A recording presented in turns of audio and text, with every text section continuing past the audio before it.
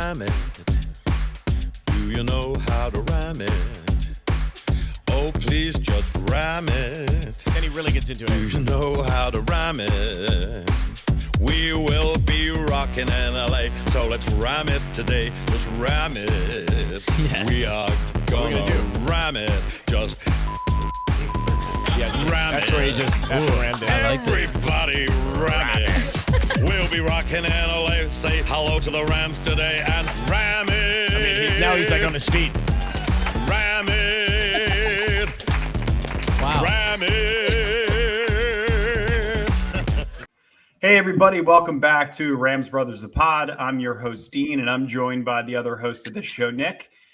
And Nick, we're 3-0. The Rams were able to handle the Bucs in SoFi Stadium. Tom Brady's 0-1 in Los Angeles, rather. Stafford put on a hell of a game. You seem like you're in a pretty good mood. You got your Rams Brothers shirt on. How are you tonight? I'm great. Got to walk around set today with all my Rams gear and people being like, hey, great win, man. It was great. I'm feeling really good. They looked like a legitimate contender right now, even without a legitimate run game. So I feel pretty great. I have to ask you, what kind of gear did you wear? Was it that T-shirt you're wearing right now? No, you got me this Rams sweatshirt, Rams training camp. It says. There you go. Good. So that's what I was rocking. Good piece of merch. Before we jump into the game recap, sponsored by Brewery X, been sponsored by Brewery X, best brewery in Anaheim. IPAs, hard seltzers, you name it, they got it. Over 30 beers, 10 hard seltzers. Curbside pickup 11 a.m. to 10 p.m. Open every day, 11 a.m. to midnight. I talked about the hard seltzers not being a hot topic. Yesterday, we were drinking the hard seltzers. People were into them. So I guess, I count them out and they're right back in it. They're like the Lions. Anyway, go to Brewery X Anaheim, good spot. Check out everything that they got from IPAs to hard seltzers. It's good stuff. Had plenty of alcohol yesterday. I don't really want to talk about it. Maybe we'll talk about the mezcal tequila later on in the episode. But Nick, the Stafford era, whether you like it or not, whatever the hell you're playing with the cushy ball in the background, is here. Are you okay with that? Are you receptive to that? Are you ready for it? Yeah, obviously the Rams are 3-0. I don't care who's at the helm. If they're winning, then why? I don't know why it would matter. Yeah. So obviously I was a big fan of the last Rams quarterback, as I would be a big fan of the next Rams quarterback. Yeah. It's not that big of a deal. I don't know why you got to get all pissy. I'm just asking you the question. I figured the fans want to know how you feel, how you're reacting to the 3-0 start. So I figured I would do the due diligence. You're the other host of the show. Your opinion is valued just as much as mine is. Yeah, no, I would just like there to be a little less sass when questions are asked about me. That's just my tone. I think you've learned from now 87 episodes that this is just my tone. And also the fact that you're my brother. I figured you would, you'd understand. The era is here. I just kind of wanted to get your reaction. Dan Orlovsky obviously was one to back Stafford at the beginning of the trade. He's been a longtime friend with him. Obviously, he was a teammate in Detroit. So let's kind of check in with what Dan Orlovsky had to say, because obviously he has glowing reviews. Good morning for the haters of Matthew Stafford crowd. You guys eat your crow. Matthew Stafford is the MVP of the NFL right now. He was the MVP of the NFL in week 1. He was the MVP of the NFL in week 2. He's the MVP of the NFL in week 3. RC, you said something that kind of triggered for me. When they signed or went after Matthew Stafford, I think it was a hope or a dream. We can win a Super Bowl with this guy and our head coach. I think yesterday became more of a reality. Yesterday you watched that game, and if you're the head coach and you're the general manager and you're the football team and you're going, hold up. Like, this is better than we thought. Right. We're actually better than we anticipated. And Sean McVay is this boy wonder, this All right, that's enough. Dan Orlovsky, but he's extremely boy wonder. How old is McVay? 35? Yeah. So almost approaching middle-aged wonder. Dan Orlovsky, though, he's super excitable. I think he's excited for the right reasons. I think a couple of things. What Dan Orlovsky had to say, obviously the MVP conversation will be talked about in this episode, but it kind of just branched me off in a couple of different ideas for kind of where we're going to go with this episode. One of which we wanted to kind of discuss how this game started, right? Matthew Stafford started 1 of 6 for 7 yards, was a little bit shaky early on.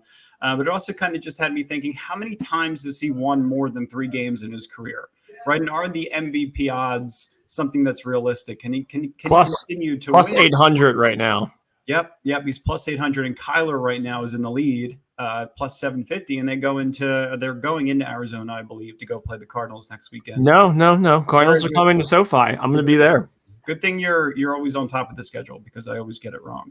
But there's a couple of things too that we kind of just wanted to dive in with Matthew Stafford. Where can you attribute the direction of this offense?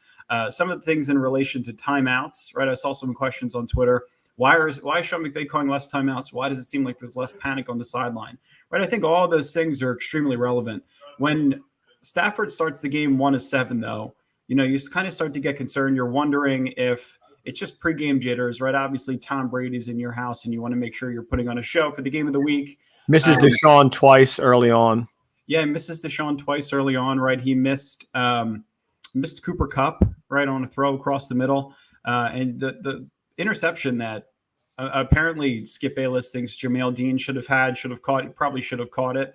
Off of Cooper Kupp's hands. Off of Cooper Kupp's hands. They were still talking about that ball is a rifle across the middle. So it's not necessarily Matthew Stafford's fault or Cooper Kupp. That ball's caught 9 times out of 10. Cooper Kupp usually snags that ball out of thin air.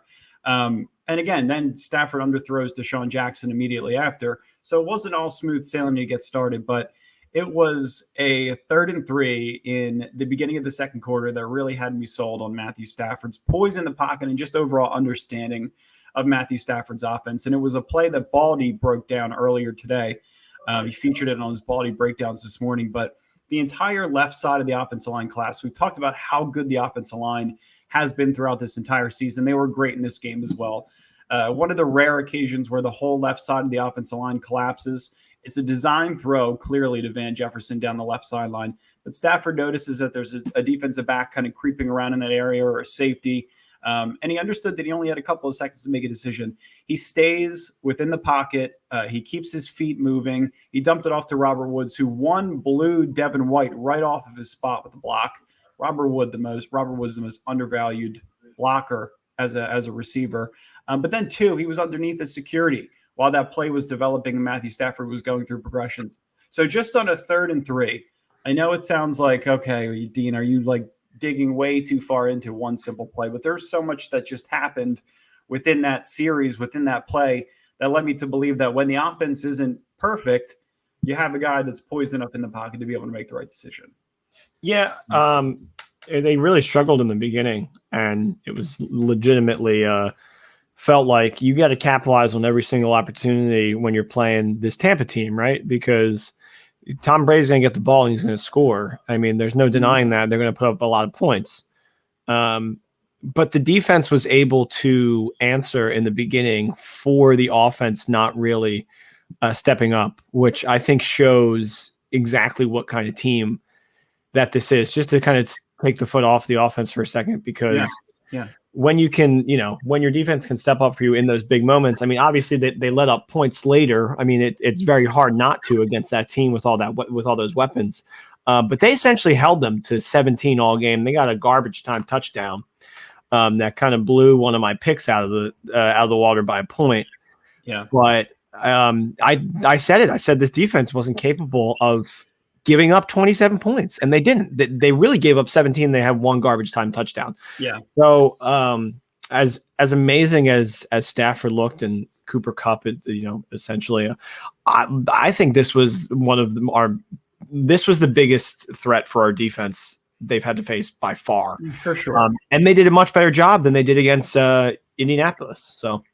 Indianapolis is a tough unit. I think the Rams' defense, to your point, one of the things, and then we'll kind of transition back to the offense and go back to the defense. But one of the things that they've done really well, just in short yardage situations, like on 3rd and 4th down all year, they've been really good. 3rd and 2, 4th and 1. They were fantastic. My God, yeah. They've been fantastic against the run, especially in short yardage situations. They allowed 35 rushing yards, and 14 of them were from Tom Brady. So just to kind of start, one of the things that you touched on, they were blitzing heavily early on. They blitzed one play heavily on the right side. early on. I think it was Tampa's first offensive series, and they drew a false start because of it. So it went from 3rd and 1 to 3rd and 6. Tampa moved back 5 yards. Brady tried to hit Tyler Johnson on the left sideline and then just sailed the ball out of bounds.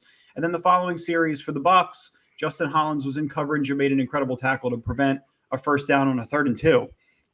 So, I mean, you're just getting contributions out of a lot of different members of the defense who didn't necessarily have that large of a role last year. So, yeah, the defense is good.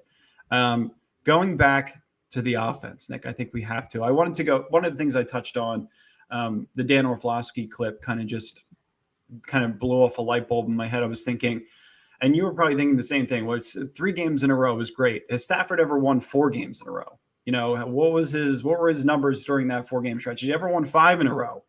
And here's what I came across. And Nick, stop me whenever you have a thought. The 2011 Lions, they started 5-0. Okay. So, you know, obviously there was probably MVP talk about Matthew Stafford and that team finally emerging, potentially being a Super Bowl caliber team. Stafford beat the Bucs during that stretch, who were led by Raheem Morris, defense coordinator for the Rams. That team also lost 10 straight to end the seasons. That team wasn't very good. The Chiefs were 7-9 that year, led by Matt Castle and Kyle Orton. So that team obviously wasn't very good either. I think they were 7-9. And then the Vikings were 3-13 under Donovan McNabb and Christian Ponder. That sounds like I know that happened in our lifetime, but that sounds like an alternate universe team. Yeah, it does. Donovan McNabb on the Vikings wearing a Vikings jersey is alternate universe stuff. And Christian Ponder, Sam Ponder had a more successful career, I think, as a college broadcaster than Christian Ponder did as a pro quarterback. Crazy stuff. Stafford had, I compared the numbers though in the first 3 weeks of that season versus kind of what's going on this year. Stafford had 9 touchdowns and 2 interceptions for 977 yards in his first 3 starts in 2011, compared to 9 touchdowns and 1 interception and 942 yards in his first 3 starts in 2021. So 10 years difference, 35 less yards, 1 less interception, but they both find themselves 3-0. So I don't know, take that for what you will, but I think it's just, you know, when you see all this MVP talk, Dan Orlovsky's like just going nuts. You have to be able to kind of hit the brakes a little bit and kind of look back in history and see what he's done and compare and contrast. And there's a lot of similarities between what Matthew Stafford did in those first 3 weeks versus what he's done in 2021. I mean, like, I know you were kind of down on this because you were saying the Colts and the Bears last year were both playoff teams. But those are teams that, like I said Saturday, those are teams that Jared Goff on the Rams is absolutely beating. Yeah, they stink. There's no doubt in my mind. So we do have to pump the brakes a little bit, considering this is week 3. And yes, it was a great win, but the gauntlet ahead of us, these next 2 games, Arizona and then in Seattle on a short week, you got to, I would be okay if we lose 1 or 2 of those, or one of those 2 games. Well, I mean, if history is any indication of what's to happen, I mean, they're probably going to lose one of these 2 games. Hope it's not the one I'm at. Yeah, no. So I hope it's not the one on my birthday, which is October 7th. So you never know. There was a stretch of games that Matthew Stafford did have where he won 5 games in a row. He won 5 games in a row in 2016, which was weird. He only threw 5 touchdowns in that span, and they still ended 9-7, the Lions. So they did it. Stafford has done it 9 times throughout his entire career. He has won 3 games or more in a row 9 times throughout his entire career, including this season.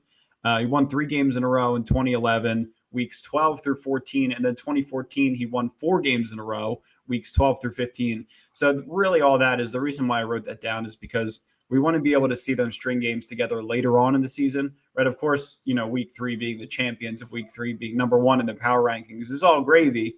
But can they win 3, 4, 5 games in a row when it really matters later on in the season? And the way our schedule works is it's like very, very, like, it's like easy, a couple easy games to start, and then it gets really tough and it's really easy again.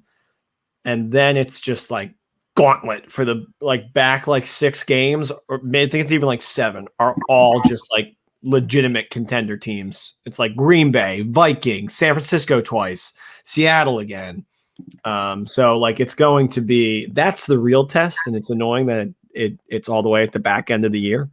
But you got to win the games that you got to win. And I think just right now at this point, I don't think it's unfair to say that they look like contenders.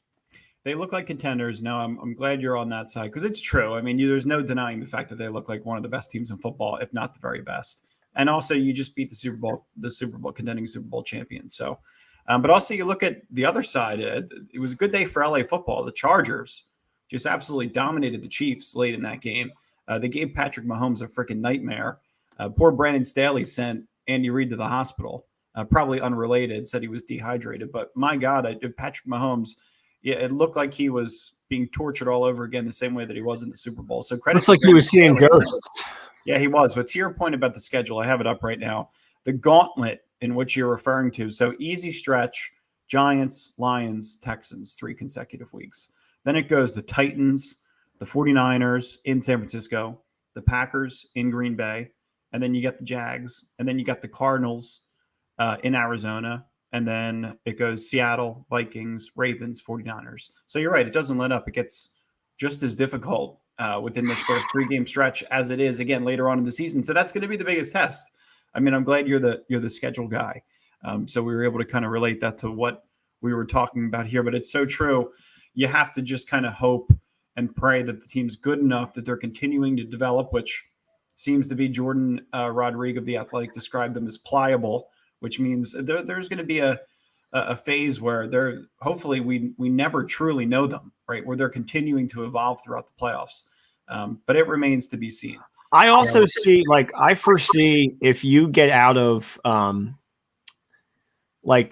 if you can win these next 2 games, they could win the next 3 easily after that. So the schedule is set up so it's like if you get those first 5 out of the way, it's a little like you give an easy road to 8-0, which we have seen Sean McVay do one time before, and they went to the Super Bowl. So, yeah, I think if you can get yourself to 8-0, you have a really good shot at being the number 1 seed in the conference, right? Because you'll scatter in some losses throughout the rest of the way, but you just have a hell of a head start that similar to what even what the Steelers did last year. Would they start 12-0, 13-0? So you got to kind of put yourself in that position.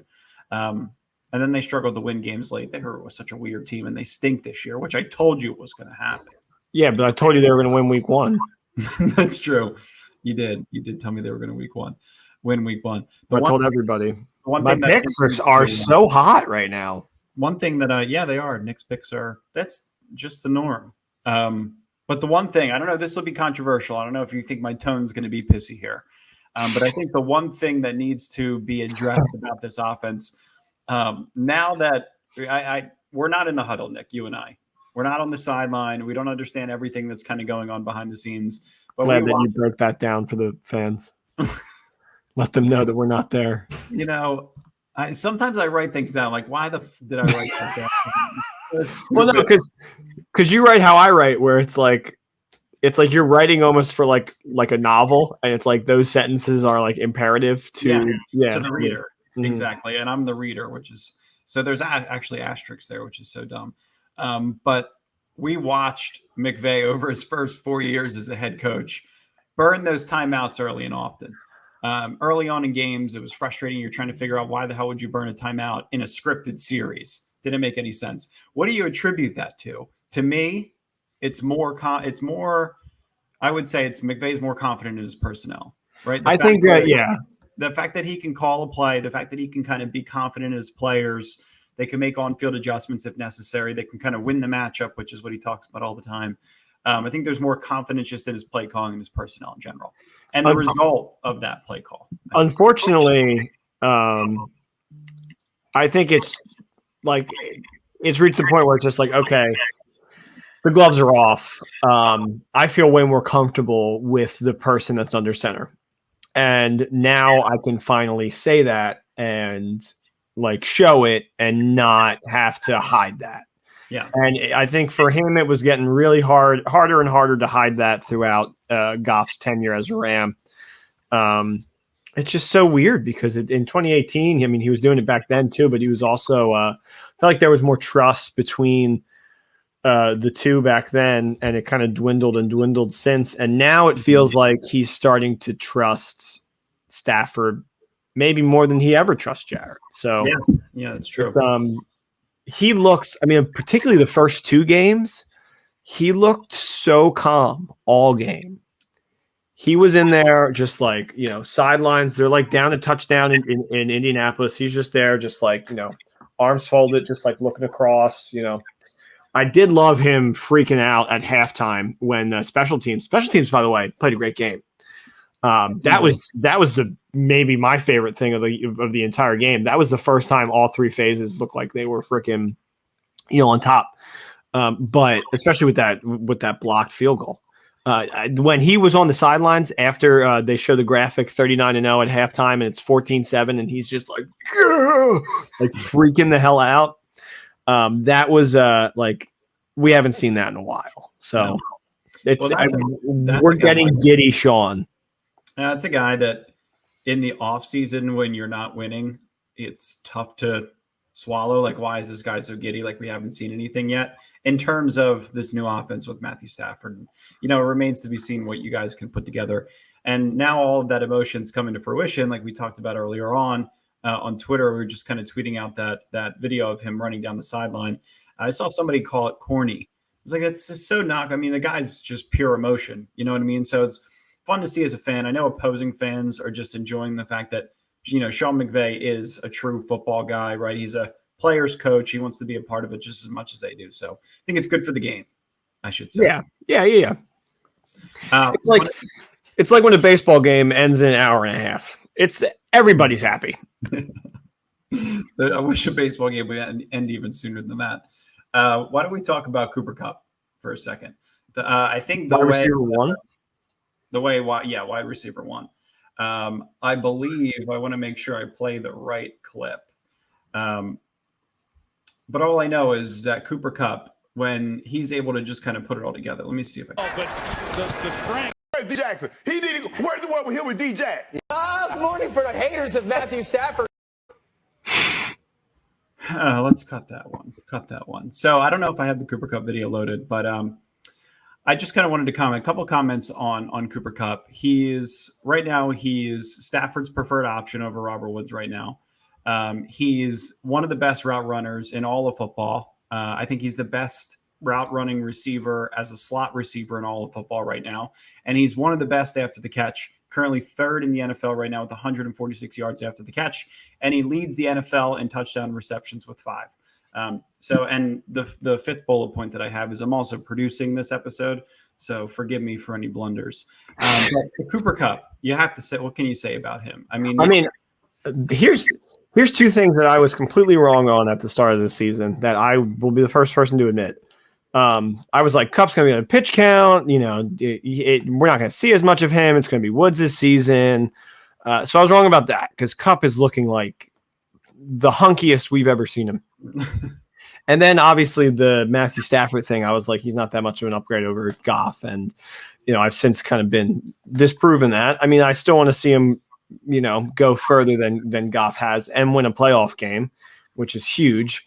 But I am. I don't know how you can't be ecstatic because it's not only Cooper Kupp that's looking really good. It's Tyler Higbee and it's it's Robert Woods who's looking a little shaky, but he'll get there. And it's Van Jefferson and it's Deshaun Jackson. And it's like, not to mention Sonny Michel, amazing blocker. So like when you have that many people that are so diverse, it's like, who are we going to double cover? Like who is like, it's just so hard to pinpoint. I think Kupp may be a little bit on the decline because teams are going to be like, we have to make sure that this guy doesn't just absolutely annihilate us. Yeah. Well, that's the thing. I think that and the problem is they had a defensive back who was out. So Murphy Bunting was out. So they had other players kind of have to come in and carry that load, which is extremely difficult. And there are some interesting notes that came out of Tampa's camp. It was reported by Jim Trotter of NFL Network, said that Tampa was supposed to kind of check in certain coverage situations. So like they were supposed to just kind of call out specific signals if certain guys were in certain spots of the field, or if they felt like, a receiver was running a specific route. but they weren't able to communicate and were extremely undisciplined throughout this entire game. Ross Crockwell was one of the guys that we previewed in our latest episode, said that they were over aggressive and didn't feel like it was what the Rams did, but more of what Tampa Bay didn't do. So it was also noted that they were unable to marry the pass rush with the coverage downfield. So injuries to Murphy Bunting and obviously Jameel Dean early on after he dropped the interception. He was out early on in the first half. They were crucial in Tampa Bay's eyes, along with obviously having JPP out, which we discussed on our preview pod on Saturday was going to be impactful, not having him in the game. They also feel like they're going to be moving forward. The schedule is going to be pretty easy. They're going to be fine. And I feel like it's strictly due to that schedule that they feel like they're going to be so well off. But being down some key players, lack of communication, and ability to win their matchups, weren't able to execute those matchups, is what they attributed to this loss. So a lot of excuses. That was a long paragraph of excuses. And the only people that make excuses are losers. That being said, that one corner that you're talking about, he was like a special teams guy that they brought up. He was. Well, yeah, and that's what they said. The game. They were like, this guy had played a total of like 5 NFL snaps. Yeah, so not a good team to go up against. And I mean, what's a shame is Tampa's going to look at that game and they're going to be like, they're going to tell themselves all that, and they're going to be like, we didn't have Antonio Brown. Yeah. Well, that's another thing. I mean, we were looking at that as an advantage, but then you go back and you play them in January, or you play them in the playoffs. Ross Tucker, I think you actually quoted the tweet, was just talking about how Tampa Bay is like just preparing. They lost to the Rams, but preparing to beat them in the playoffs later on. He was like, if you think the Rams are going to be able to beat this team in January, you got another thing coming. And I was just like, yeah, keep that same energy, bro, because they look like such the better team in every aspect of that game. So if you really think Tampa can beat them in the playoffs, I think you're just very wrong. Yeah, but you add Antonio Brown, you add Murphy Bunting, add JPP, and then you probably add some kind of help, whether it's Richard Sherman or another free agent defensive back's probably going to come in and sign with Tampa Bay. They're not going to play with that if Tom Brady's upset with it. That's one of the things that's concerning to me. They're never like a finished product. All right, week 10, they could defensive back. Edelman could come out of retirement this year. That's the thing with them, and it's going to piss me off when that does happen. You could also, but Henderson will probably be back by then. Well, you have Henderson. He'll be back, and you could potentially have Jacob Harris, which is another piece on the offense. I'm trying to think, is there anybody on defense that could be getting healthy? I don't think so. At the same time, I don't know. When you look at the defense, though, it's a good transition over the defense.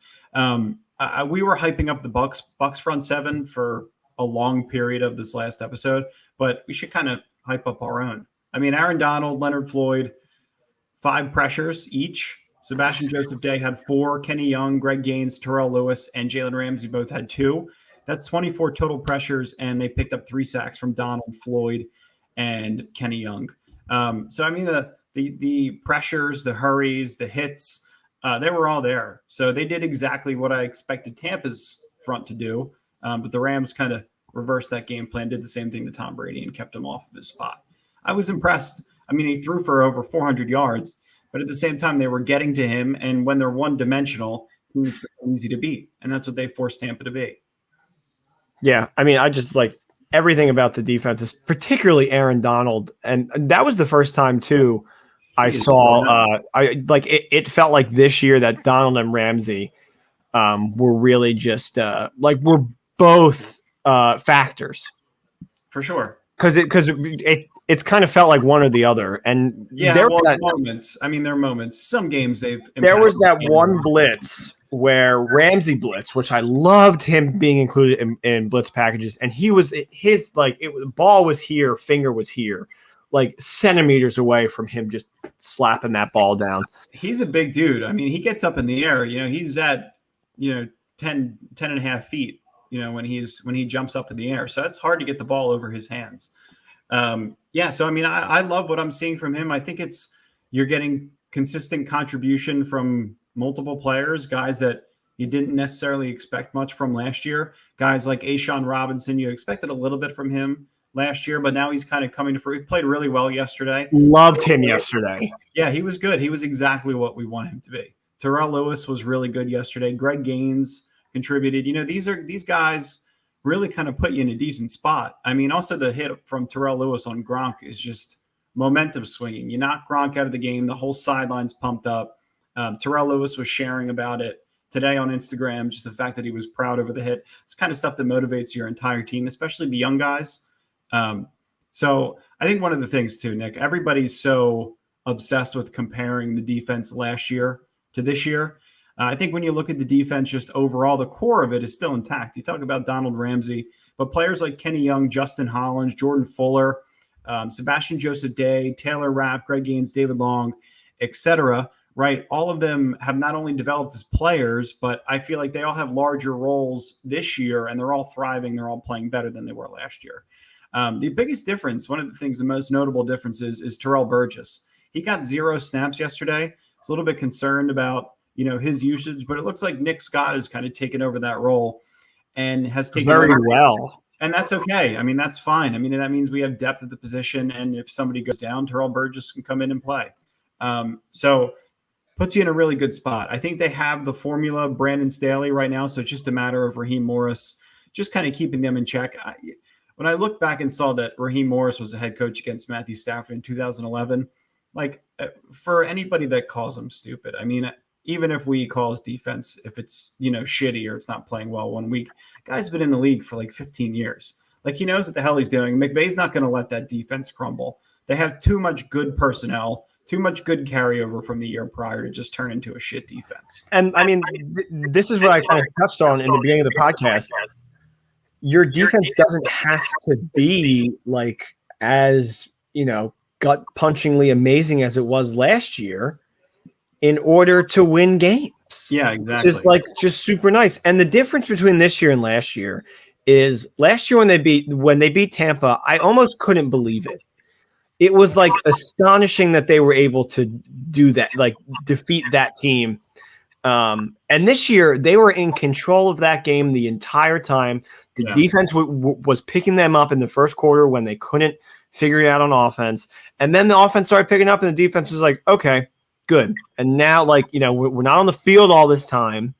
We can take some breaths and they'll score, but they're going to take up. It's going to be really freaking hard. This may be a hot take. I don't know how people will react to this.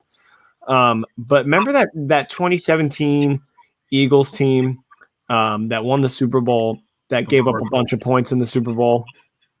Yeah. And how they were all bend, don't break, goal line, get to get to the goal line. You know what I mean? Score 3 points because that's all you'll be able to do, which is pretty much, I think, the same thought mentality of our team right now. Because it doesn't seem to be impossible for teams to get to the red zone. But once you're in the red zone, it's where the hell are you going to go? Yeah, I think they're just making it difficult, right? I think they're doing a lot of really good things. Again, we talked about having the personnel. You've got to be able to be tough at the line of scrimmage. I don't feel like they have a weak identity, right? I don't feel like a team like Seattle, Arizona, right? Are those guys really tough up front in the trenches? I feel like the players that we have, the offensive line deserves so much credit just week to week. Brian Allen, again, I just can't believe how good he's playing. They all deserve credit, but I just think in the trenches on both sides of the ball, they're just much tougher. I thought they matched up. We both thought they matched up really well against this team. We both thought Deshaun Jackson was going to have a game playing against the former team. You know what he did? Had a game and then came out and said, I love playing against my former team. He also could almost had an even better game. I know. I mean, he had 4 catches for 120 yards. So make that for what you will. He's an incredible athlete. The fact that he could still run at that speed at that age. So I've just been super impressed. I was also extremely impressed just overall, not just the defense, but just the home field advantage that SoFi was able to create. I wanted to play this Tom Brady video in his post-game conference just to talk about the level of noise in SoFi Stadium. And it sounds like Los Angeles finally has a home field advantage. Anytime you come up short, it's not a great feeling. How much was the crowd noise an issue for you guys on offense? It's good. It's good. It's a very loud stadium. Yeah, very loud. One of the louder ones we've been in. So after I hear that, here is a representation of how I feel. Where's D Jackson? He did it. Where's the one with him with D Jack? Yeah. You So, got that one? you know what he's thinking? That's what I got. Here's That's what I what got. Yeah. Yeah. Keep going, please. You can join your coach. You can join your coach. Just please join your coach. High school Harry McVay. I love this. And trust me, the Buccaneers took. What the hell's wrong with Skip? He is the worst. The sourpuss. Oh, well, anyway, we might as well just play the play that Shannon was so excited about. But the strength is attacking them in the air. Boy, no pressure on Stafford. Jackson, they finally hit it. Deshaun Jackson, touchdown. Favorite part about that, 3rd and 10. They finally hit it in the words. 3rd and 10. Yeah, they're a home run waiting to happen. It's 10 yards, 15 yards past the defender. I mean, you have to have that kind of player to be able to take the top off of a defense. It's exactly what we've been asking for. Deshaun Jackson, for whatever reason, when he's healthy, he does that as well as any other deep threat receiver that's ever played football. He's so extremely impressive, and he's a hamstring injury away from being out 4 to 6 weeks. But my God, if he's healthy, if you can figure out a way, and they've done a really good job of just kind of, minimizing his snap count and making sure that they're kind of preserving him for the future for the playoffs. He sounds extremely happy to be home. Sounds like a veteran, and sounds like he wants to contribute in any way that he can. So I'm super happy with what we've gotten from Deshaun Jackson so far. I know it wasn't much in weeks 1 and 2, but you're allowing other players to contribute. So. Yeah, I mean, I just really, really, really thought he was just like a decoy kind of guy, and like he didn't really have much left in the tank. And I'm just so happy I was wrong. Yeah, well, I mean, I was so wrong on the Rams this offseason, but I'm so right on all my picks this year. So you're not so wrong yet. I mean, nothing. This team. That's true. You're right. You're right. If they lose in the divisional round. You're right. My main thing was, you're still going to win games with Jared Goff as your quarterback. So yeah, what? I mean, you could. Jared Goff is on the best team ever. He'll win games. Against the Bucs, Nick, this game the Rams were better on 3rd down. They were 10 of 15 versus 6 of 13. They had more yards per play. They had more yards per pass. They allowed less sacks, 3 to 1. They had more yards per rushing attempt. They had far less penalties, 7 to 1. They also have the fewest penalties with 7 total throughout 3 weeks. They didn't turn the ball over. They owned the time of possession battle, Nick, as you mentioned, by 5 minutes, and they made no mistakes on special teams. So talk about pitching a perfect game. I mean, you really couldn't be more excited as a Rams fan, but you have to know that there's just a long journey ahead. I mean, for as much as you want to celebrate, I was talking about mezcal earlier in this episode. It's just tequila. I bought that Dos Hombros, which is the brand of Jesse Pinkman and Walt from Breaking Bad, but it's mezcal. So I didn't realize that it was different from, I'm an idiot. And it has a very, very smoky taste. So I was drinking it with my brother-in-law after the game. Didn't realize that it was so powerful, potent, but I celebrated accordingly, like you should when the Rams win. But like I said, it's a long season. You got to do what you got to do to get through the season, get through the game. Yeah, I was at work, so it was not easy working on a Sunday and like trying to sneakily look at my phone and watch the game. But you do what you do for your team. I'll tell you what, that is a hell of a lot easier. I'll tell you guys a little story real quick. When I was on the plane on my way to my honeymoon, I hope my wife is okay with telling the story. But I was trying to watch the game, so I bought the Wi-Fi on the plane. Our flight was at like 7:30. I'm on the East Coast. And we were flying, obviously, to Greece. We were flying to Athens. So it's about an 8.5, 9-hour flight. So I tried to buy the in-flight Wi-Fi and then see if I can get an illegal stream. I don't know if that's going to – Disney sponsorship might be upset. You're saying some horrible things here that you shouldn't be saying. So it was a legal stream. And it didn't work. So it didn't work anyway. So I got caught not even being able to watch the game, although throughout 4 hours, I tried to just refresh my stream. And I would just get like a play here, a play there. So, and then the next week there's pictures. And maybe you want to tweet out the picture. There are pictures of me actually watching the game in the honeymoon suite. So You got to do what you got to do. That's what you should pull up right here. You should show that picture of you with Ultimate Suite. I don't think I have. Oh my god, it's like my favorite picture. It's like you. It looks like you're naked for some reason, and you're just holding the laptop like directly up to your face. You probably have it on your phone, no? No, I do. Oh, do you want me to pull it up? I feel like I just saw it. Oh wait, I think it's your screensaver. Is this it? Ladies and gentlemen, this is what you have to do when you're in Greece and you want to watch the Rams. It's not my screensaver. I made it my screensaver as a joke, just so people know. But it is quite hilarious and is worthy of a screensaver. We should tweet that out. Tweet that out from the account. It's just, you know what, the Rams, the way that they've been playing, though, everything, all the emotion from the wedding, from the honeymoon, it has me feeling a specific way. One specific way that this season has only just begun, and we, Nick, have only just begun. So, yeah, season just started. Nick's picks are. I don't want to speak too soon, but it looks like we got a 4-1 week, and it would have been a 5-for-5 week if Tom Brady and them didn't want to get one more ego touchdown.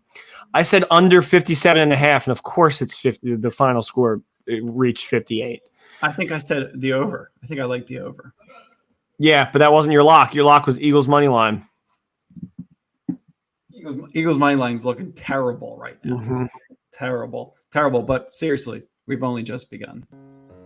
We've only just begun to live. Seriously, that's how I felt today. I'm not going to play the whole clip, but it's a good feeling. Good feeling to be 3-0. Nick, any other last words before we sign off? We have a preview episode coming up later this week. New piece of merch that we released. No pressure to buy it or anything like that. No expense. Pressure. I need the money, guys. So please. Nick actually does need the money. Yeah. My picks are doing good, but it's not that's not enough for all the ladies in my life. No, I'm just kidding. Oh yeah, multiple. No, I'm just messing around. I look like this. I don't have a lot of ladies. Thank you guys for listening as always. Honestly, my favorite part, and I know I'm going to sound like a nerd here, but my favorite thing about the game was no mistakes on special teams and just having it, because like that has been something I have been almost lost as the game in Indy. Like that's something that it can be overlooked and will bite you in the ass later. So to see that, and for both of the other phases to also work in tandem is huge. But that was the thing that made me kind of think like, okay, this is a team that was built and put together that can win a Super Bowl. So that's my final takeaway from that game. I'm just so happy that we got to watch that this is our team. Yeah. I thought you were going to say your favorite part about the game was being able to talk about it with your brother afterwards on a podcast. Well, that's technically not the game. So I know. Just kidding. My favorite part about today, I'll give you that. My favorite part about, it's true. You feel like you have a Super Bowl caliber team. But again, 2011, the Lions were 5-0 and they beat a couple teams that were playoff teams the year before. And you just got to sit, be patient, but there's a lot of good stuff. This isn't Detroit. It's different. It feels different. I think we all have a hunch that's different. National media feels like it's different. So let's ride the roller coaster like we have for the last 3-4 years. It's been a hell of a ride. I'm honored to be in this seat, in this role. The fact that I'm a host, you're a host, is always super fun. So hopefully my production value gets better. Hopefully I can clip and play videos when I need to, but it's always a hell of a lot of fun, Nick.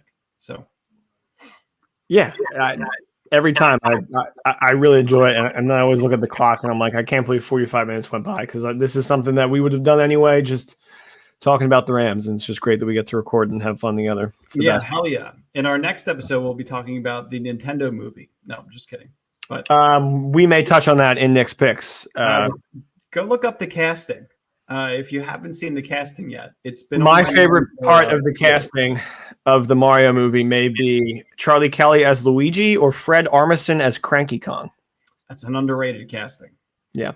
If you don't know who Fred Armisen is, Google him and then you'll picture him and Cranky Kong as the same person. Yeah, it's perfect. Perfect. But yeah, thanks for listening, guys. Horns up. we'll see you guys Wednesday. Make sure your paycheck cashes so you can get in on those picks. 3 for 2 first week, 3 for 2 second week, 4 for 1 third week, unless the Eagles have some miraculous comeback, which I just don't see happening. Okay.